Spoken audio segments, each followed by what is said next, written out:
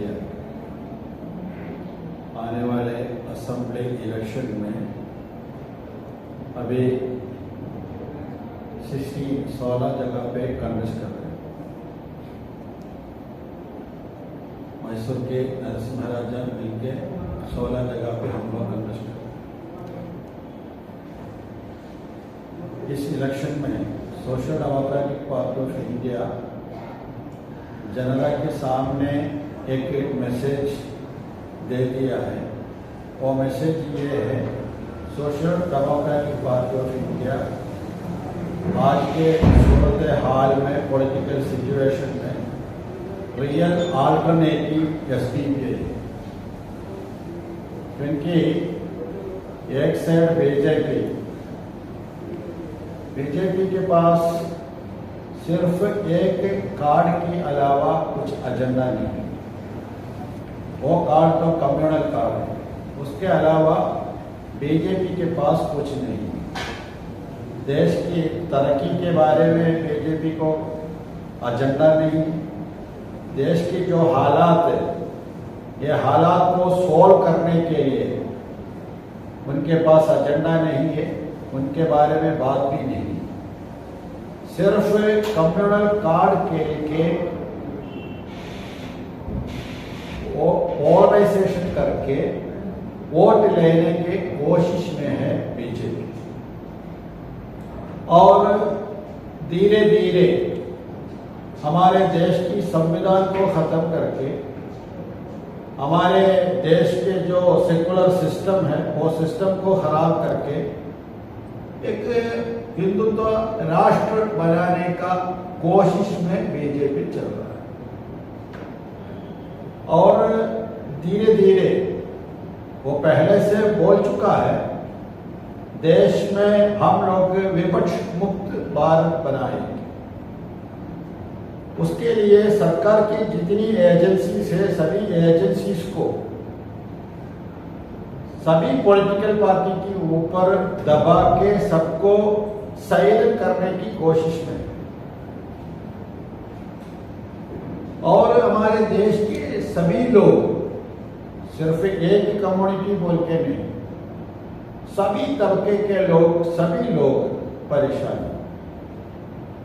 हो सकता है वो रोजगारी की वजह से होगा, महंगाई की वजह से होगा, नहीं है तो कम्युनिटी के ऊपर संघ परिवार के लोग हमला करने की वजह से होगा। सभी लोग परेशान। ऐसे सूरत हाल में ये सब सही करने का जिम्मेदारी विपक्ष पार्टियों का है। विपक्ष पार्टियों को थोड़ा प्रेशराइज कर रहा है बीजेपी, अलग अलग एजेंसीज को भेज के। फिर भी ये डेमोक्रेटिक सिस्टम है, बीजेपी को रोकने का एक प्लान, एक एजेंडा किसी विपक्ष पार्टियों के हाथ में नहीं। अभी कर्नाटक में भी आप लोग देखिए, बीजेपी को रोकने के लिए कांग्रेस की एजेंडा क्या है? उसमें कुछ खास कुछ एजेंडा नहीं है, सिर्फ पावर में आना है, उसके अलावा कुछ नहीं। उसमें भी गारंटी नहीं है।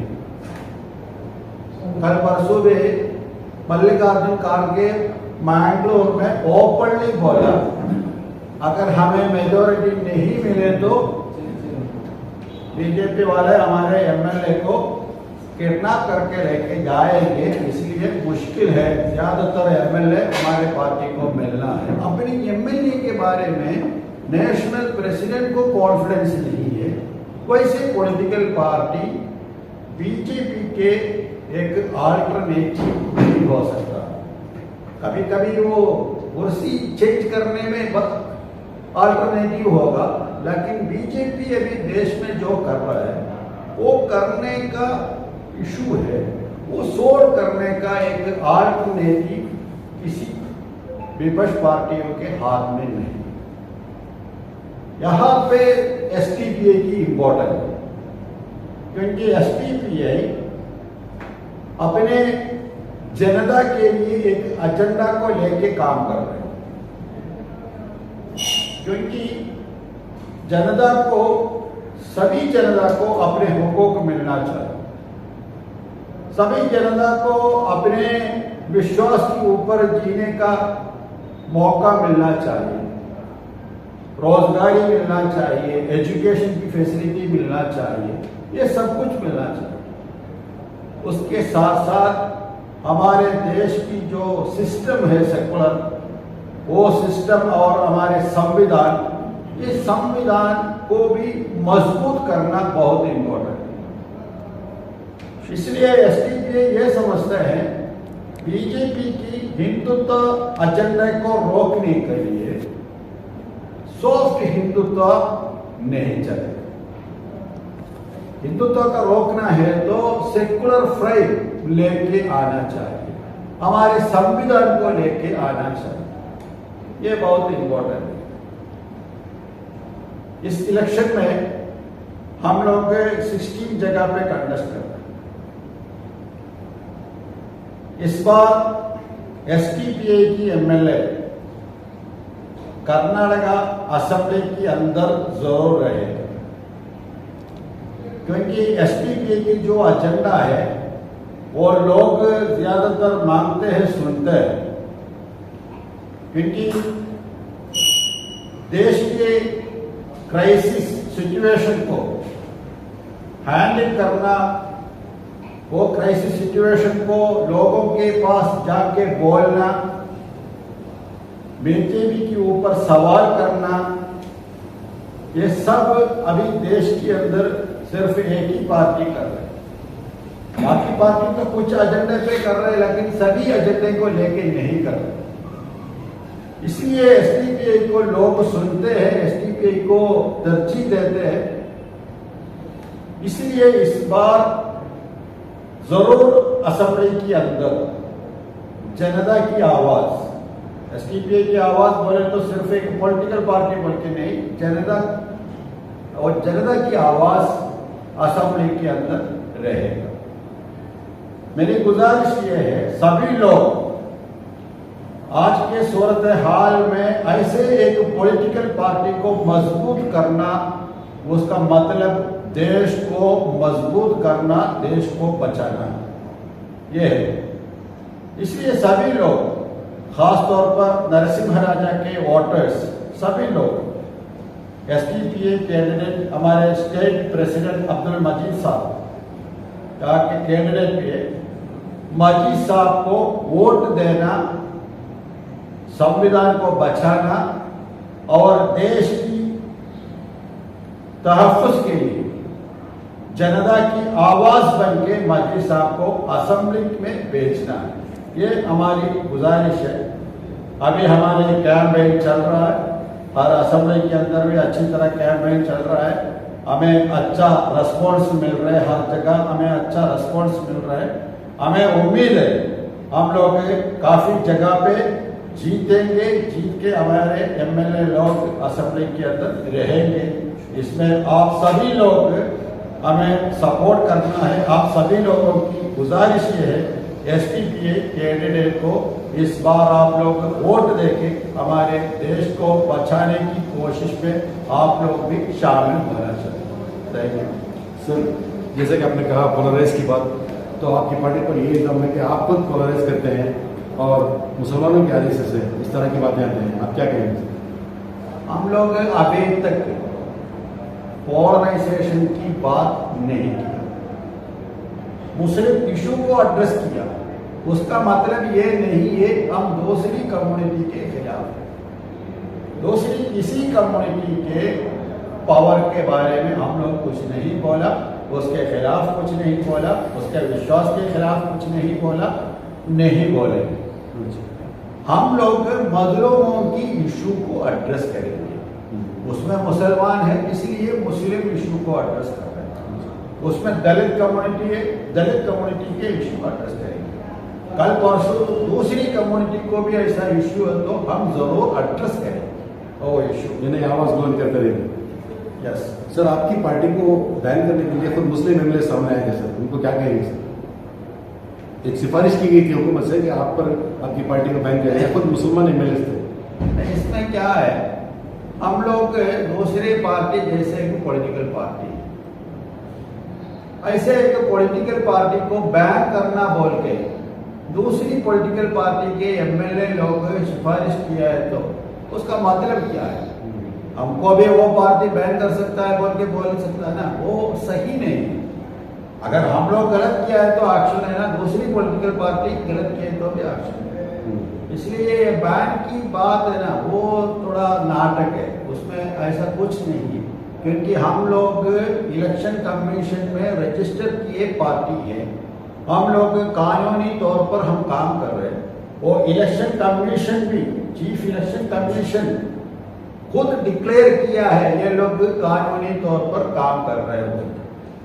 ऐसे पॉलिटिकल पार्टी को बैन करना बोले तो वो क्या है पता नहीं, ऐसे लोगों की सोच क्या है बोलते, उससे काम तो नहीं चलेगा, हम लोग को केयर भी नहीं कर रहे।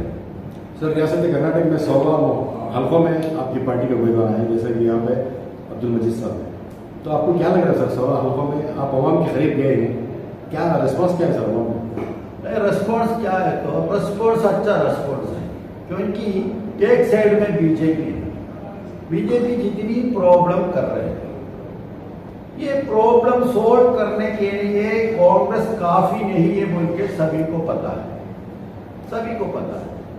क्योंकि ये काम कांग्रेस से नहीं होगा, क्योंकि कांग्रेस सारे इश्यू को एड्रेस करने के लिए रेडी नहीं। जितनी इश्यू हमारे सामने आया है, इश्यू को एड्रेस करना कांग्रेस से नहीं होगा बोल के एक सोच है। और दूसरी पॉलिटिकल पार्टी की हालात भी ऐसा है जैसे जेडीएस वगैरह, इसलिए लोग हमारे ऊपर जरा ध्यान दे रहे हैं, ये लोग कुछ करेगा, क्योंकि हम लोग लास्ट कितने काम किया है वो जनता के सामने है, इसलिए इस पर हमें उम्मीद है, क्योंकि रिस्पॉन्स अच्छा है, लोगों के रिस्पॉन्स अच्छा है, इसलिए हमें उम्मीद है, रिस्पॉन्स अच्छा मिल रहा है हर जगह। Sir, 16 how many do you expect? नहीं, उसमें हम ऐसा बोलेंगे तो हम 16 में भी उम्मीद करते हैं, हम लोग एक जगह पे उम्मीद है, दूसरी जगह पे बोल के नहीं, हम लोग 16 जगह पे भी जीतने की कोशिश में, और उम्मीद के साथ result.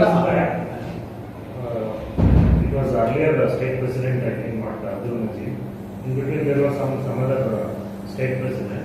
He said that they had entered into an agreement with the Congress to field the weaker candidates in some constituencies so that SDPI can. But finally they did not follow the agreement and thus they cheated the SDPI. So does it not mean that SDPI is in alliance with the Congress? Sir, एक मेरा सवाल है, उसके बाद आपकी मेरा सवाल ये है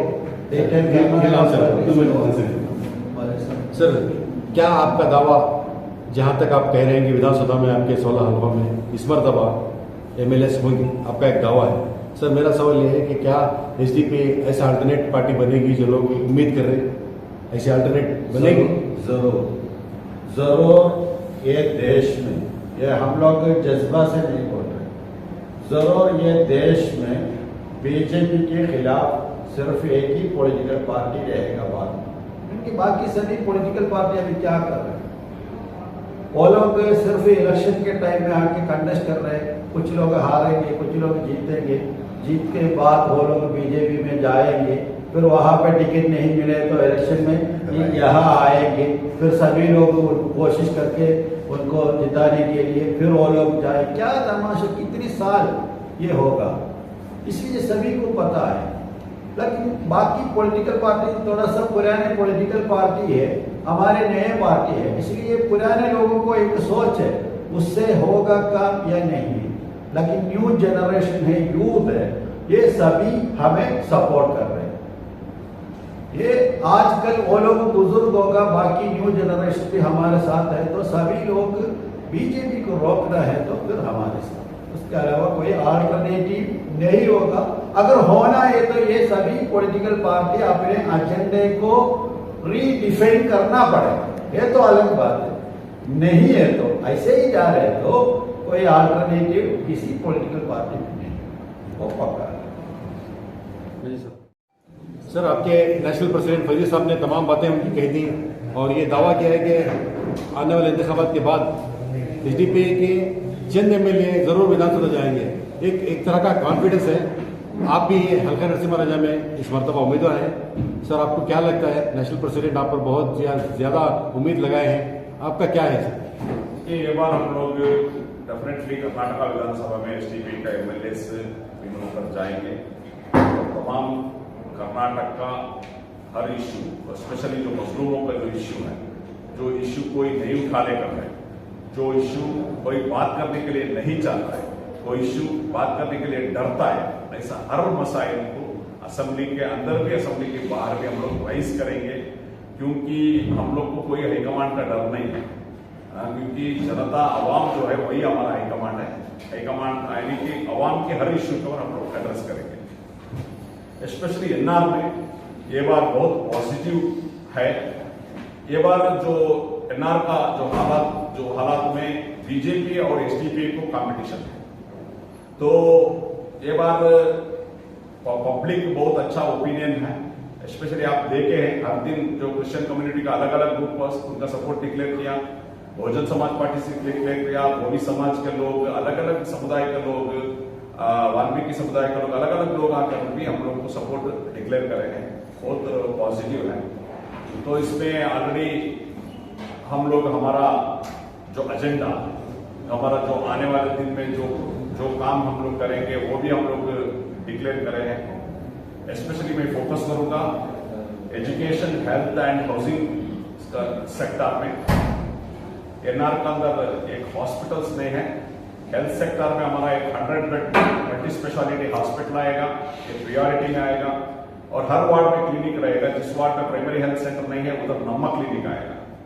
और तीसरी जो हेल्थ इंश्योरेंस जो कवरेज है ओनली 30% है एनआर में। तो विद इन 2 years यहाँ का जितने भी 52,000 हाउसेस हैं, ये 52,000 हाउसेस को भी हेल्थ इंश्योरेंस का कवरेज में मैं लेके आऊंगा। उसमें एक क्या है, यशस्विनी स्कीम है, आयुष्मान स्कीम है, प्राइवेट जो भी है, उसमें हर फैमिली हेल्थ इंश्योरेंस में कवरेज होना है, ये मेरा प्रायोरिटी है। और दूसरा लेबर्स का भी जो है, लेबर्स का भी जो अनऑर्गेनाइज्ड है उनको ऑर्गेनाइज करने का भी एक प्लान हमारा है। हर आदमी जो एनरोल करके रहेगा ये है। तो एजुकेशन सेक्टर में इधर एक गवर्नमेंट का डिग्री कॉलेज अभी भी नहीं है। 20 years में हमारे एमएलए डिग्री कॉलेज लाने के लिए भी काबिलियत नहीं रखे हैं। तो ये बार मेरा प्रायोरिटी है। 2 डिग्री कॉलेज इनकी कॉन्स्टिट्यूंसी को लाना है, एक वुमेन्स के लिए और एक जनरल डिग्री कॉलेज, और एक गवर्नमेंट का पॉलिटेक्निक और गवर्नमेंट का लॉ कॉलेज, क्योंकि आजकल लॉ पढ़ना बहुत जरूरी हो गया है। जितने भी जो मजलूम हो लीगली अच्छा अवेयर बनाना है, उसके लिए लॉ कॉलेज लाने का मेरा प्लान है। और जितने भी जो भी स्कूल्स हैं उसको अपग्रेडेशन करने का काम करें। दूसरा में हॉस्पिटल में और एक मिस हो गया, जो हमारा पीडी हॉस्पिटल बहुत बड़ा बिल्डिंग है, बहुत बड़ा इंफ्रास्ट्रक्चर है, मशीनरी है, यूज नहीं वाला, सिर्फ आउट पेशेंट देख रहे हैं, उसको अपग्रेडेशन करने का काम भी मेरा प्रोजेक्ट में है। और हाउसिंग स्कीम में अभी तक क्या हुआ, जो आश्रया जो स्कीम में 2002 जब पहली बार तन्वीर साहब एमएलए बने थे तब लोग पैसे बने, 2002, 3 और 4 में 10-10 हजार रुपए पैसे बने। ऑलरेडी वो बेनिफिशियरी बोलकर लिस्ट में है, अभी तक उनको घर अलॉट नहीं हुआ, ना उनको पैसा नहीं बना। तो इसलिए मेरा प्रोजेक्ट है हर साल 1000 हाउसिंग देने का एक स्कीम है, और स्लम बोर्ड का अलग अलग हाउसिंग स्कीम है। ये मेरा एक प्लान इसके लिए है। और दूसरा जितने भी इंफ्रास्ट्रक्चर डेवलपमेंट का है, पार्क वगैरह, ये भी मेरा एक प्लान है। दूसरा यूथ्स के लिए, स्टूडेंट्स को डेवलपमेंट करना है, क्योंकि इधर 15 years to 25 years में जो स्टूडेंट्स का ये जो एज ग्रुप है, ये एज ग्रुप में ऑलमोस्ट 45,000 लोग हैं, 45,000 यूथ्स हैं। तो इनके लिए अकेडमी हम लोग कॉल करने वाले हैं। तो इसमें करियर गाइडेंस रहेगा, यानी कि काउंसलिंग रहेगा, एसएलसी के बाद, पीयूसी के बाद कहां जाना है, क्या जाना है, एक सही तरीके से मोटिवेशन एंड उनका मार्गदर्शन रहेगा। उसके साथ साथ कॉम्पिटिटिव एग्जाम, कांस्टेबल से लेकर आईएएस आईपीएस जितने भी कॉम्पिटिटिव एग्जाम होता है उसको सही तरीके से कोचिंग करके हमारा एनआर कॉन्स्टिट्यूंसी का लोग अच्छे गवर्नमेंट जॉब में जाना है, उसके लिए तमाम सपोर्ट हम लोग करेंगे। और एक स्पोर्ट्स अकादमी जो भी स्पोर्ट्स में टैलेंटेड लोग हैं उनको प्रमोट करने के लिए भी इधर हम लोग काम करेंगे। और दूसरा एक अहम जो एनआर में आता है, एनआर का एमएलए जीतने के बाद गायब हो जाते हैं, लोगों को मिलते नहीं। हालांकि एमएलए हमारा आसपास रहना है, मिलजुल के रहना है, इसलिए एमएलए बनाते हैं। तो उसलिए एमएलए को दूर के वो लोग आना है, एमएलए दूर के अवाम तक पहुंचना है। इसलिए मेरा वो है हर 3 मंथ्स में एक बार, हर 3 महीने में एक बार, हर वार्ड में एक जन संपर्क बोलकर एक अवाम के साथ अवाम की जो भी मसाइल है इसको ऊपर डिस्कशन करना, हमारा जितने भी ऑफिसर हो, कॉर्पोरेशन का हो, बुढ़ा का हो, दूसरे डिपार्टमेंट का जाकर उनके साथ उसको रिजॉल्व करने का काम करने वाले हैं। क्योंकि ये बहुत इजी है, क्योंकि आप तमाम लोगों को मालूम है एनआर इलाके विद 5 किलोमीटर का रेडिएशन में है, 20 मिनट में कहीं भी पहुंच सकता है। तो एक सिस्टमैटिक तरीके से इधर हम लोग काम करेंगे। मैं आपका माध्यम से तमाम जो 2,80,000 वोटर्स को मैं अपेल करता हूं, देखो आपके लिए काम करने के लिए, जद्दोजहद करने के लिए, आपका सेवा करने के लिए एक बंदा तैयार है। मैं ग्रेजुएट हूं, 16 साल से पब्लिक फील्ड में हूं और मेरा तजुर्बा है, मेरा एजुकेशन है, नॉलेज है, और मैं कोई भी हुकूमत आएगा लड़के इधर का जो ग्रांट ला सकता हूं बोलकर ऐसा मेरा कैपेसिटी है। तो आपका खादिम होकर काम करने के लिए मैं तैयार हूं, बस आप मुझे इस्तेमाल करना है, मुझे एमएलए बनाकर भेजकर आपका काम लेना है। उसमें बहुत बड़ा गरीबों का, मजलूमों का फायदा होगा। मैं तमाम दानिश्वर लोग जो ही पढ़े लिखे तबका जो लोग हैं और बिजनेसमैन जो लोग हैं, इंटेलेक्चुअल जो है, आपका माध्यम से आपको मैं रिक्वेस्ट करता हूं, क्योंकि लास्ट मोमेंट में ये बीजेपी आ जाएगा, वो हो जाएगा, ये हो जाएगा, ये डराने का जो हमारा जो है, ये सब छोड़ के एक अहम डिसीजन, एक फर्म डिसीजन आप लीजिए। ये बार हम लोग एसडीपी को वोट करेंगे, अब्दुल मजीद को जिताएंगे, तो इसमें बहुत बड़ा फायदा हमारे गरीबों का, मजलूमों का, स्टूडेंट्स का, यूथ्स का होगा। और जो हालात एनआर का है, जो सोल्यूशन ड्रग्स ये सब को लेकर हमारे नौजवान बर्बाद को लेकर है, इसको एड्रेस करने वाले कोई नहीं है। कम से कम हमारे नौजवानों का जो फिक्र करते हुए एसटीपी को जिताने का कोशिश की। सर, आपकी बात की शुरुआत में आपने कहा कि इस मरतबा रेस में आप और बीजेपी है, क्या आपका एक कॉन्फिडेंस है या ओवर कॉन्फिडेंस है, या लोगों का इतना साथ आपके साथ आ चुका है कि आप उस पर भरोसा करें? ये 100% है, क्योंकि हम लोग काम किए हैं भाई। हम लोग क्या किए, काम किए। देखिए लास्ट टाइम एक अवार्ड होता था मिसिंग वोटर्स का, एनआर का अंदर मिसिंग वोटर्स है बोलकर लगातार 6 मंथ्स हम लोग इसके ऊपर काम किया, लोगों को वोटर्स एनरोल किया। 10,000 से ज्यादा हम लोग वोटर्स को, नए वोटर्स एंड मिसिंग वोटर्स को एनरोल किया।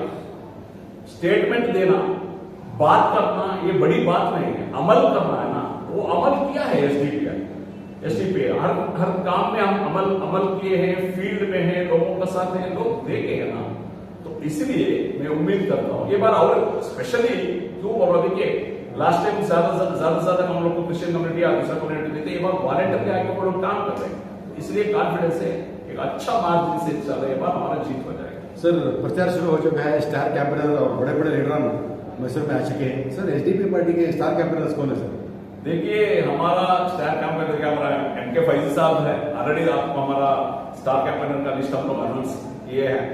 तो हमारे जितने भी लीडर्स हैं, कैंपेनर्स हैं, वो आएंगे, कैंपेन भी करेंगे इंशाल्लाह। आज हमारे नेशनल प्रेसिडेंट आए, हमारा कार्यकर्ता का एक मीटिंग भी है आज। हमारे पार्टी में पार्टी है स्टार पार्टी है star. Thank you sir. Okay, thank you. Yes.